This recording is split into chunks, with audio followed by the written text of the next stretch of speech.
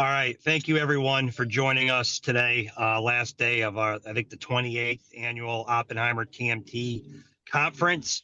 It's my pleasure to welcome Richard Schwartz, CEO of Rush Street Interactive, and their CFO, Kyle Sowers.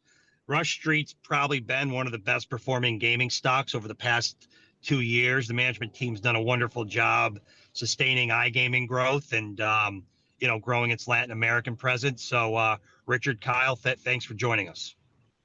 Thanks, Chad. Thanks for having us.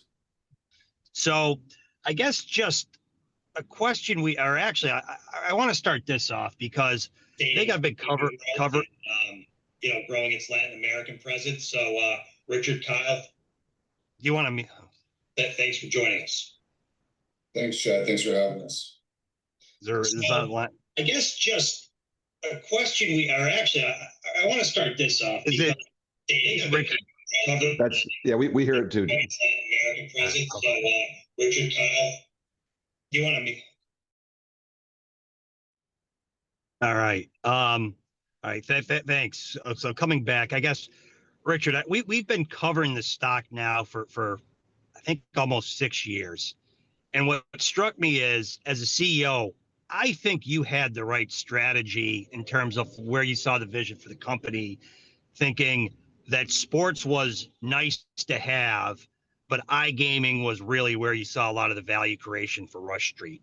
So can you just talk about the overview of the iGaming strategy? And, I think iGaming was up mid-20s or around 25% last, or maybe it was probably higher. Can you just talk about where we are in terms of the growth trajectory on iGaming and just the sustainability around it?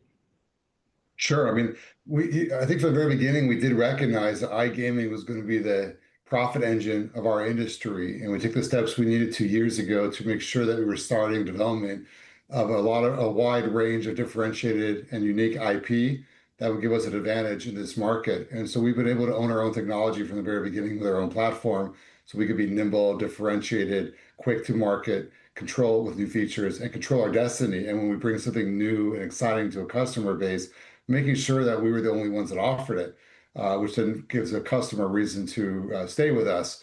So we knew we had it right. I think that that would be the right focus for us as a growth engine. And I think you'll see from the states that report the data that many states, 3 times, casinos, online casinos, 3 times the size of sportsbook. So it is the right market. It's high, it's reliable, it's consistent. So the question becomes, well, how do you make sure you have the experience that is right to retain and to establish, retain a leadership position in that segment? But in terms of the market itself, you'll see New Jersey over 10 years in is still growing 20% plus a year.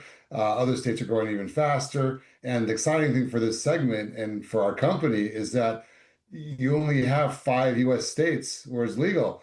And that represents only 12% of the US population can play a legal regulated online casino today. Contrast with sports betting, we're over 60%, around 60% of the population in the US can play online sports, can bet on online sports today. You can see there's a major opportunity for online casino to not only bridge that gap, but also address some of the other states that don't have either one yet today. So I think for us, it's really the fact that you have a very high quality, proven, reliable industry that is very clearly going to generate a large amount of tax revenues for states that embrace it and legalize it, based on what you've seen in Pennsylvania and in markets like Michigan. You'll see that we're talking about hundreds of millions of dollars a year of incremental taxes for states. So I think we're in the right place at the right time with the right product, and everything for us is really, I think, hitting on all cylinders, other than just trying to get the acceleration of more jurisdictions. And then before we go company specific, you touched on something. New Jersey is still growing, call it 20%. And I think iGaming's been legal there for almost 12 years. So is it just coming from new users, or why do you think, even a state like New Jersey, it seems that it's still it's the market's not nearly close to being saturated? I think it's a combination. You always get a new generation of players every year who are of the legal age to bet, but that's really what's driving it. I think is ultimately just the maturity of our experience. And the fact that we have so many, we've done a lot of great things, but as Kyle and I and others in the company talk about a lot, there's so many more things we want to do that we know are going to be opportunities to grow the revenues for our business. And so I think it's really the maturity of more methods of better methods for payments getting involved, more intuitive designs, more innovative features, and just being able to sort of improve all aspects of the service that we offer to the point where customers are like, well, this is really compelling and in some ways more fun than any other entertainment we have available because it can be done in the home, right? Which is from a cost standpoint, if people are being budget minded, this is the most affordable way of having a high quality entertainment in that you're not having to travel, you're not having gas, you're not incurring hotel costs or flight costs and eating out costs and even the price to play a game online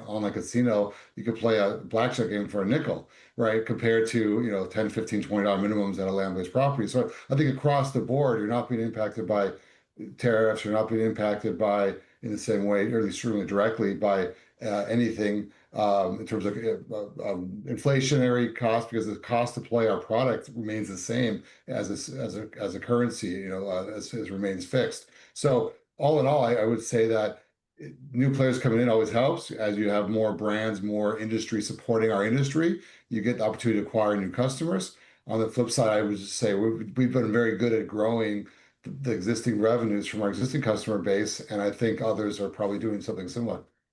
Yeah, and I And would as just, you're Judge, I'll just throw in there, like, in terms of point of saturation, I don't think we're anywhere near that because most of the growth that we're seeing in these online casino markets is coming from new player ads. Certainly as our players mature, they get stickier, retention is higher and higher as the cohort gets older. So the value of those players does go up.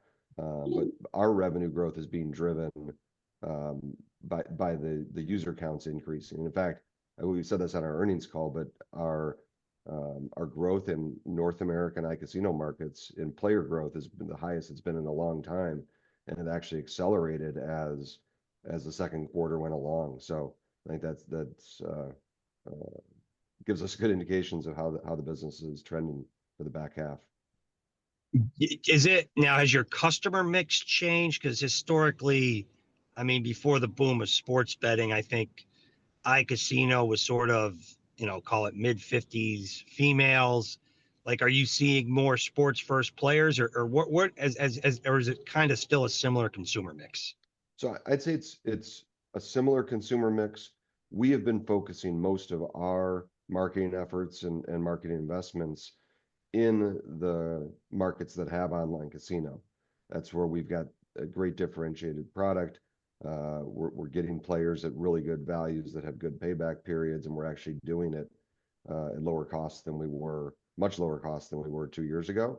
So in Q2 anyways, in North America, our monthly active users grew 22%.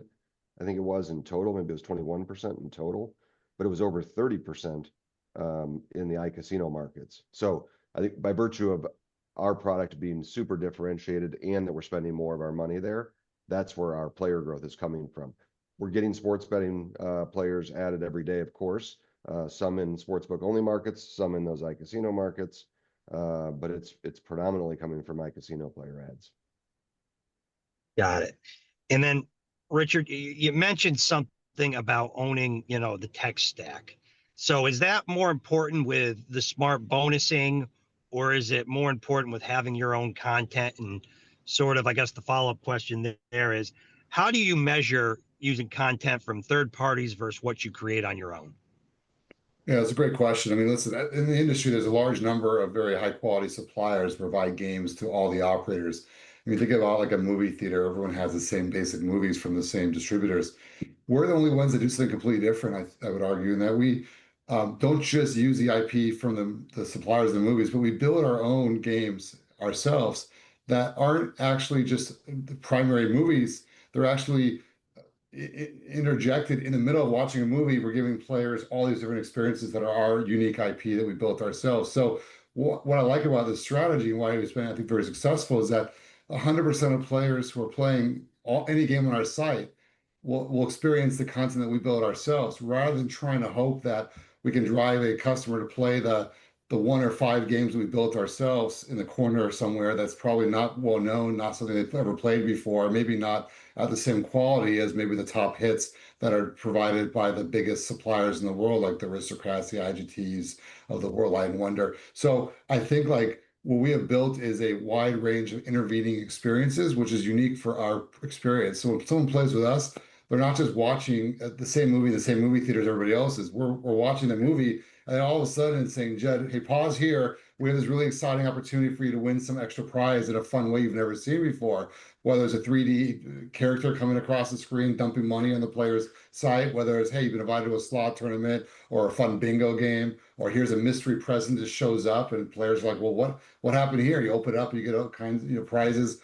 It's we have a jackpot games that, hey, Jed, you've been congratulations. We're going to pause this movie for a second, and we're going to give you a chance to play a jackpot game where you win $100,000. And by the way, it's on the house. You don't have to pay anything extra as a player. So we're creating value and fun and experiences of players that that every player feels when they play with us. So I think if you're going to build something yourselves, you have to know what to build high quality, but also make sure you distribute it in a way that all your players can play it and experience it, and that you're not. So rather than trying, we also have our own unique exclusive core games on casino, like others are doing as well. But arguably, the impact of that is not as great as the impact is to what we've been able to do, which is make sure that our unique IP touches the players every session they play with us, no matter what game they're playing.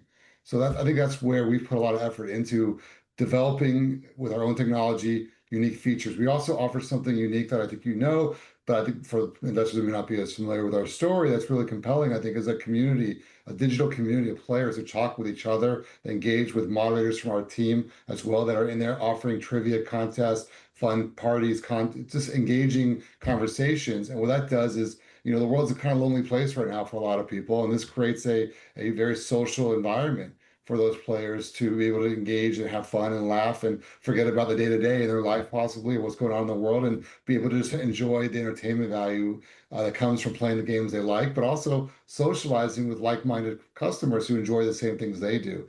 I think that combination of these gamified promotional engine that we built, plus the social community element that we've combined into our product, are two things that are completely unique to us, and is one reason why, despite having a lower on marketing than some of the others, and having a lesser known brand is certainly the beginning, we're able to deliver the outsized results that we are, is because players who find us and experience this, they tend to stay with us. And the retention in this industry is the key. And the way to retain players ultimately is obviously treating them well with fairness, honesty, integrity. And our customer service team does a great job with that. But it's also the user experience.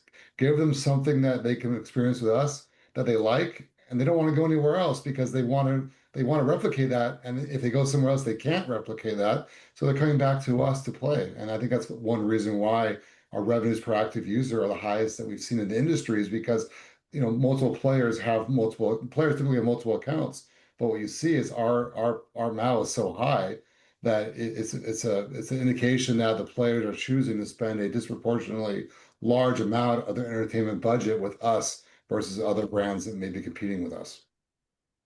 And you mentioned something interesting about engagement. So that kind of leads me to two other questions. Number one is just, can you talk about the strategy on live dealer, build versus partner, how you think about live dealer. And then second, just speaking of engagement, you probably more than other competitors talk more about poker, state by state, having more liquidity pools. So can you just talk about those two strategies and how that fits in? Sure. So Live Dealer is a trusted product for customers because they see with their own eyes the cards being dealt by live dealers being streamed to the players in their homes. So, we were very early to, be live with the market, the global leader in this area in terms of product quality for many years has been Evolution. But what we did was many of our peers kind of had exclusive deals only with that one company, and they weren't able to use other live dealers. We know that players like variety of content, so we made sure that we were never restricted, and we're able to bring a wide variety of different live dealer suppliers into our mix.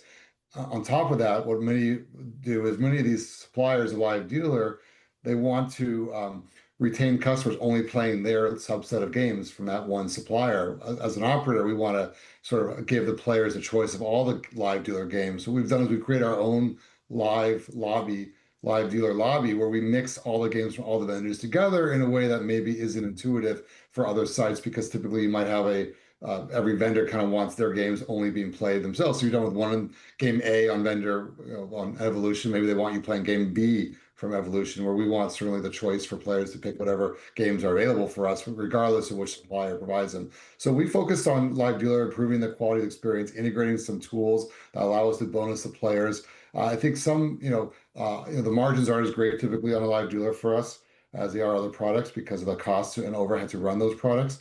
I also think some of our competitors are very more heavily focused on the overlap from sports, who have larger sports audiences we do. Uh, Having said that, I think the quality of the experience we offer is first rate, and it's only getting better. So it's a category that we plan on continuing to grow in terms of variety of content. We have some unique IP coming out in this area in partnership with some third-party suppliers. And overall, I think it's a category that you have to have, and it's one that we plan on being very strong in the future. So I think that's an important part of the casino mix. If I could shift to poker, poker, everyone, when the market started, opened, 10 years, 12 years ago, people thought poker was going to be this gigantic revenue opportunity on its own merit. And I think we sort of felt like without liquidity sharing among the same number of states that they used to have it when it was a great market experience in the US before, when Poker Stars and Full Tilt used to sort of run the business in the US. They were operating in 50 states. That made the product way more appealing. So you really have to have multiple states joining together to create liquidity, so you have enough of an experience to offer larger prizes and enough variety of games always on, so a player can always find what they're looking for. So recently, a couple of years ago, we said, well, this market's really been under focused on by a lot of our peers. There's really nothing innovative, new in that segment. And really, when you look at it, a poker customer is a casino customer. And a lot of players want to play poker because they're passionate about it. And they want to play poker, they weren't going to play with us. And that meant they were not going to probably give us their casino business unless they already experienced it with us. So we think adding poker did two things for us. One is it widened our audience of new customers who will give us a try that maybe in the past would not have given us a try, because now they're looking for poker. They hear we have a great quality product, so they're going to come play with us. And number two, an existing customer who wants to play poker in the past would leave us to go play somewhere else. And we want to keep that customer within our ecosystem. So I think by launching a poker, we're the first ones to launch in West Virginia. We were the only exclusive in Delaware, and we're live in Pennsylvania and Michigan. And at some point, we'll be launching as well in New Jersey. The point is that we now have some liquidity, and it's really helping us to reach gamblers. And some of the personalities we have, like Phil Hellmuth and Phil Galfond, very respected poker players, are reaching out to consumers in a way that I'm getting more inquiries from people I know asking about them than I have from any other marketing exercise we've done. So I think it just creates a brand awareness for the brand that helps the business overall too. And lastly, we've made sure we built the poker platform, not to generate revenues for poker, because we recognize poker itself as a small market. We're not putting the effort in for poker revenues. We're putting the effort in so we can cross-sell to sports and casino. And what we're seeing is is validating what we thought was going to happen, which is that you're getting a lot of the players playing poker are like, oh, let me try betting on sports with Bet Rivers. I like this experience. Let me try to bet on casino games. And ultimately, it's just a part of the ecosystem that I think if you're missing it, you're not a complete operator. And so we felt it was important to have it. And we're really proud of the result of what we put in. And the product's being very, very well received, which is hard to do for a product this complex. But again, I think there's very few companies that own their own poker platform. And if you try to add it as a B2B supplier, there's very few options available. So ultimately, we have something that's scarce and working very well for us. And then, just touching on where we are in the legalization, I think, it's maybe forced, we haven't really seen anything go live here in iGaming in a while now. What do you think the impediment is? Is it more of the land-based casinos worried about cannibalization? Is it more of the legislators? I mean, is there any catalyst you think that could unlock more states to start to legalize iGaming? Because, the numbers don't lie. So I think it's kind of surprised some of us that have been following the industry now over the last 5 years. Yeah, there's a lot of questions in your question here, but let me try to simplify it into saying that yes, It hasn't moved to the pace that I think a lot of people thought it would, although we do have a great market in Alberta getting ready to open probably in the first quarter of next year. So that's another opportunity that's really exciting for us, given our success in Ontario and the opportunity and the ease for us to launch in that market when it's available for us. What I will say is that I think during COVID, there's a belief that maybe, the states would need some extra money, but instead they end up getting a large surplus of funds from the federal government. And the states weren't really struggling at all financially. And I think now states are increasingly left on their own. And I think the bill that was passed recently is putting a lot of pressure on Medicaid fees. And so states that went all in with matching on Medicaid are going to need to sort of supplement those lost funds with something meaningful. And if you look at a market like Michigan, which is approaching, a couple $2 billion of tax generated in the first 5 years. That's real money for another state like Illinois or New York to add in. And even they'd be even larger given their larger population and the increased maturity of the market of our industry. So I think the rates of adoption are faster when a new market opens than they would be from say 7 or 10 years ago. So you have a couple of things happening. You have states under financial pressure, and a few of the states have added some increases to sports betting, as you've seen for tax rates like in Illinois. But what you'll see is that that incremental amount is a small amount of incremental tax base compared to what it would be like to add gaming, iGaming, as a 3 to 4 times more volume will come through iCasino. So the taxes generated from iCasino are going to blow away anything you get from increasing a tax rate of sports betting. But I think the signs that are there that when governors are looking for everything they can and they're looking at sports, can we add a little bit here and there? It's sort of indication of validation that, okay, that's sort of run its course. Now the way to really generate meaningful revenues in the taxes for the state is through iCasino legalization. So you have the financial pressure, number one. Number two, I would argue that you didn't have this existence as widely known as you have today of these sort of social sweepstakes casinos that are live and operating in every state nearly. A bunch of states are starting to write cease and desist letters, and these are kind of loopholes that allow some companies to try to unlicensed, unregulated, untaxed operate essentially online casino sites. So in these states, when we talk to governors or legislators or lobbyists, it's like, hey, online casinos are already legal in your state with zero benefit. You're not generating taxes. You're not protecting your consumers. They're targeting, in many cases, underage people. It's a real problem, and you already have it here. So might as well regulate it and create a framework where you tax it and protect your consumers. And I think it's a very compelling argument that's existing now that's much more visible than it was in the past. So those two things are very powerful. And the third thing is that you have a large number of online or casino groups that have identified that iGaming, online gaming, is complementary to land-based. I mean, you've had Caesars and MGM and Hard Rock, very large, established, successful land-based companies operating in New Jersey for many, many years now, seeing the benefits iGaming has to complement land-based. And I think as you start to see more and more casinos that have been active in this industry recognize and appreciate the value, the data is showing once again that the states make more money, period, from online gaming legalization. So that momentum, I think the alignment of the industry stakeholders on our competitors and ourselves to focus on this as a priority is something that's also going to drive results, because arguably in the past there was a lot more focus on sports, but I think as more financial pressures are there for companies in our industry to continue to grow their profits, I think everyone's recognizing how important iGaming is in that process. And so there's a lot more effort and alignment among industry peers to work together to legalize online casino. Got it. And then it makes sense. So is the headwind then, does it come from some of the trade unions? I know in New York, it seems like the hotel union, maybe they're a little more in the governor's ear. In Illinois, is it the VGT, like the video game terminals? You hear about their unions. Like it seems like there's some other specialty interest groups you guys are competing against, because on the surface it seems like a no-brainer, right? Like New York's facing a massive deficit again. Like might as well legalize iGaming. Like, can you just talk about is more the unions you're dealing with? Well, there's always protectionism, and every state has their own interest groups that have their own interests in having things maybe stay the same the way they are, not have online gaming. Arguably, large number of the land-based folks who are supporting it are just protectionists in general. It'd be like, Walmart saying Amazon can't, operate in your state because we want Walmart to be the sole source of selling products. Ultimately, the consumers speak, and the consumers want these extra services, and so I think that's a example where ultimately I think that won't be the winning argument, because it rarely is.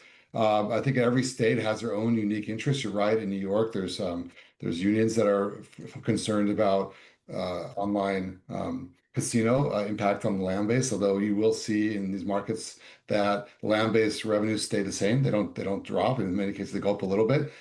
So you haven't seen a loss of jobs or loss of revenue from online. If only it adds, like I said, to the overall pie of revenues the state generates. So certainly, I think that each state has its own unique set of players and circumstances, and each one has to be really focused on a case-by-case basis. But I think you identified a couple examples of things that have been real and are opportunities for the industry to come together and say, well, how are we going to address this?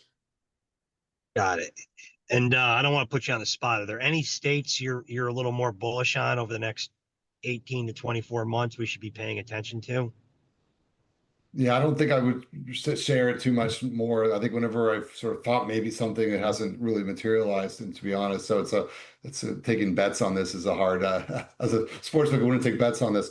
But I think you have to look at the states that have a larger deficit, and ones that haven't legalized online casino. Obviously, ones that have sports betting are probably easier because you already have a regulatory framework set up. You already have all the licensed entities set up. You already have the executives licensed. It's really just adding a server, which could be done, servers, which could be done very quickly and efficiently. So I think those are really great opportunities. And I think states that are really heavy in the Medicaid situation are going to really, there's no way around it. You have to find incremental sources of revenue, and we're sitting on the shelf as a very convenient, easy, reliable, consistent way of doing that. So I think those are the states I would maybe focus more on.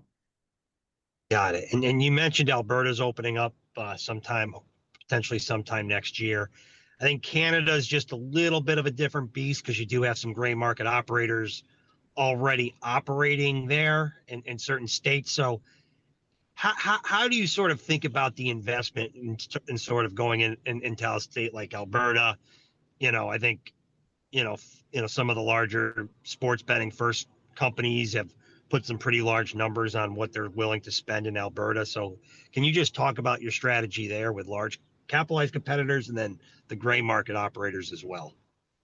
I think everything you just described is a similar thing that was described for Ontario before we entered that market a couple of years ago, and we've done really, really well in Ontario. I don't know, perhaps Kyle, you want to, share a couple of thoughts. For example, like we were profitable within the first 4 quarters of launching there, which has been pretty standard for us in markets like casinos. So I think we're excited for Alberta, and I think we've always been competing with companies that have big budgets, but we've seen to do extremely well, and we continue to carve out our fair share and do it in a profitable, smart way. But I don't know, Kyle, maybe you have something else you'd want to add about. Yeah, and I think you made all the right points. I mean, we have consistently when we launch iCasino markets in North America, we've been profitable by the fourth quarter of operations. So we'll make the appropriate investment. We haven't said exactly what that'll be, and we'll figure that out as we get closer. But it'll be commensurate with the opportunity for sure.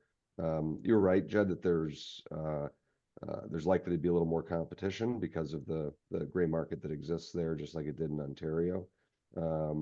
And when you look at Ontario, we've done quite well there given the investments we've made.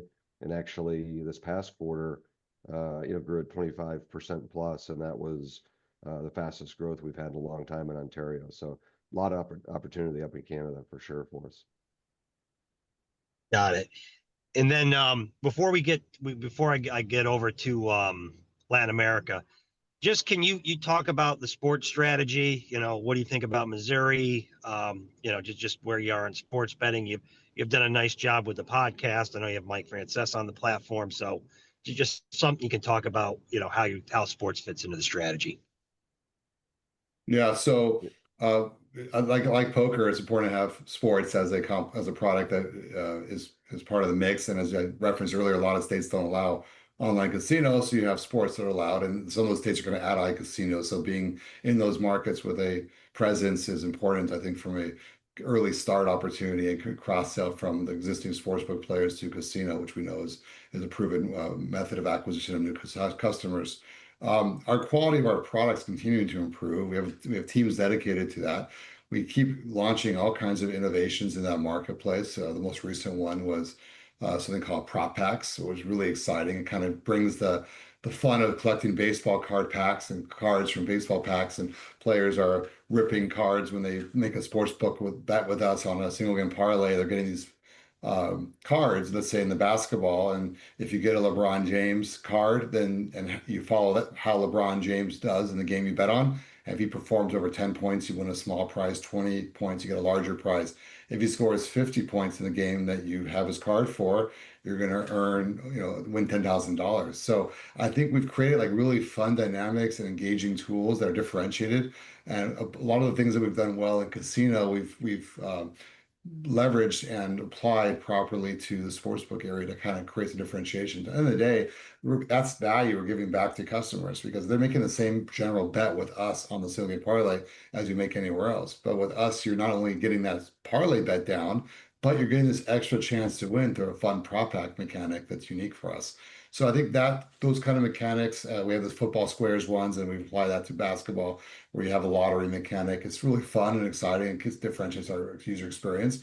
So I think we continue to grow nicely. Listen, we grew, we grew was it Yeah, 15%. 15% sports book last year over year, last quarter, and we've had a lot of nice growth over the last year or two in sports, despite, as Kyle referenced earlier, not investing a whole lot in the sports category, which is an indication that the product's good and the service is great that we offer, and we think that's a very important part of our business, but it isn't the engine that's going to generate the profits that we are counting on and that we've been delivering the last couple of years, improvements in the EBITDA and the record EBITDA we've been hitting quarter after quarter. It's really been driven by casino first, and we know where our engine is, and we're focusing on making sure we develop unique product experiences first that drive the differentiation in casino, because we know that's going to end up being the thing that matters most for us. Yeah, and I would just add there, Rich is right about the profitability engine for sure. But sports is profitable for us in North America. So it's a good business for us to be in. I think the last thing I would add, and you were going to shift to Latin America, so it coincides well with that. But we've got a great product that's been developed to compete really well in North America. Although it's harder with the brands and the databases that we compete against, we take that same great product and put that in Latin America, and it's a super competitive product, and it's a huge part of our business, certainly in Colombia. So it's important for us overall for the business, no question about it. Got it. And then just shifting to Latin America, hard to handicap what's going on with Colombia with value added tax. But as we kind of look and you get through this year, whether or not that tax stays in place, it assumes that the comps improve a lot, because even if it stays in place, you're now comping that structural change from last year. Is that the right way investors should be looking at it, or how should we be thinking about Colombia? Yeah, so maybe for those that haven't been as close to it, there's this temporary VAT that's in place. It's on deposits, 19%. And the way we and the rest of the industry have responded is by making up that tax to the players through extra bonusing. So that's had a real headwind on our net revenue. Our gross gaming revenue, which includes the losses of the extra bonusing money, but GGR has been growing well over 50% in the first half of the year, which means that headwind on revenue is something in that range, and obviously impacts EBITDA fairly dramatically. So every sign that we see and our expectation is that it does go away as of the end of this year, as it's been decreed, and that there won't be a tax like this in place next year. That's what our guidance assumes as well for 2025. But to your point, if that were still in place for some reason, the comps would get easier, assuming we're still growing GGR at a nice clip, which we would expect to be doing. But I think the other piece of it is, if there's indications to the industry that that for some reason there is some sort of tax in 2026, I think the industry is likely to respond a little differently in terms of the way they're doing the bonusing, and we'll see how that plays out and how we would respond competitively and what's going to be best for our customers, but also for us to run a profitable business. And I think just to add one quick thing on South America for next year is that, just a reminder, it's the World Cup year. And it's really exciting for our markets we're operating, as you know, in Mexico, Colombia, Peru, large population markets that have good soccer teams, that we're going to be in the same time zone next year as the World Cup is, which makes betting on it, I think, even more appealing and attractive to a wider audience. So I think it's going to be an exciting year of growth for the industry because of the World Cup. And for us, sports does very well for us in LATAM. So we're excited for that opportunity to kind of grow the player base next year as part of that World Cup year. And what are you top two, top three player in Colombia? And then I know you're Mexican you're expanding your Mexican market share. Just can you give us a lay of the land on sort of the key countries you're operating there? Sure, yeah. In Colombia, we're number two out of about 18 to 20 competitors typically, and we've grown consistently from day one. Really, I think surprised the industry because there's really been no one else other than us who's been able to emerge out of the rest of the groups to kind of gain market share in the two existing market leaders that owned about 90% of the market together when we started. So we've now captured one of them in terms of market share, and we're continuing to perform extremely well in that market. In Mexico, which is a much larger market opportunity long term than even Colombia is, given the the triple size of the population. We keep growing share as well there, and we entered there a couple of years ago. It took some time to kind of localize and customize the experience, and we're now at the top seven in that market out of probably, I forgot how many we listed as competitors. Yeah, it approaches 50 operators, 50 brands. operators. Yeah. Yeah, so something I was going to say 48, 50. So we're right there near the merging at the top and hope to get the top five some point soon. And then we have Peru, which is a market that is the newest for us, and we're in the process, like we were in Mexico for a while, just localizing, adding the right methods, pay for payments, right user flows, all the little things that aren't that exciting to talk about, but are critical for success. And so we have that. We know what we need to do. We've done it before, and we're in the process of doing it again. And we're coming up to last couple of minutes here. Just on the guidance, Kyle. I mean, you've been a very good beat and raise story for a while now. Sort of implies, I think the guidance implies somewhat of a little bit of a back half deceleration. Is that more conservatism, or is that something, there's something going on we should be looking at, or can you just talk about the back half guidance on what you said on your 2Q call? Sure. So I'll start by agreeing with you that I think we've been fortunate to be able to beat and raise pretty consistently, and so obviously we're always hoping to be able to achieve that in the next quarter and following quarters. I think when you think about the back half versus the first half, in terms of growth, we lapped Delaware at the beginning of this year, so it's logical that growth rate should slow over time. We're not going to grow at 70-80% in perpetuity. I think when you look at Colombia, we had a real strong back half in Colombia last year, so the comp is a little tougher. We've still got the VAT in place, as you know, so that provides a little bit of extra variability. Sequentially, Q2 we had a little bit of help from favorable sports outcomes, probably helped us by $5 million in the US, something like that. And then I think to your point about conservatism, and back to the beginning of the call, we're operating in all these markets for iCasino that are growing so fast and continue to outpace everybody's expectations, probably including our own for the industry growth. So if we continue to see growth like that, like we did in the first half of the year, and we get our fair share, which we would expect to do, then I think there's probably upside in there, because we're just not building in 25-30% plus growth in those markets for the remainder of the year. Got it. And so just the final question, do you think there's anything in the Rush Street story that you think investors are misinterpreting, or anything important we didn't cover on this discussion?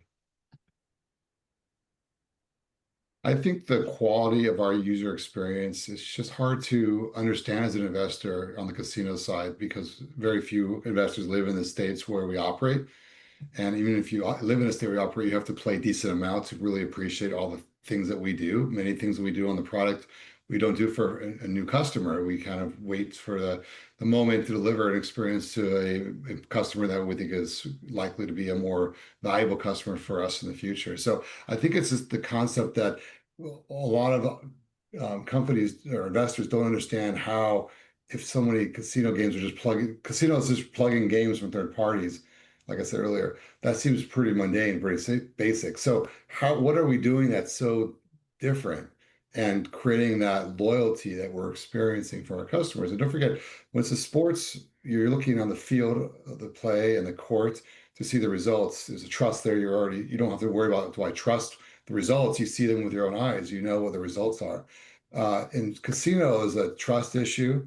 Players think that the operator's out to get them, right? So how do we do little things to, like a one-time playthrough requirement? So when players get a bonus from us, once they bet it once, it's theirs to take. Whereas a lot of our peers will make a player recycle that same bet 10 times before they can withdraw it.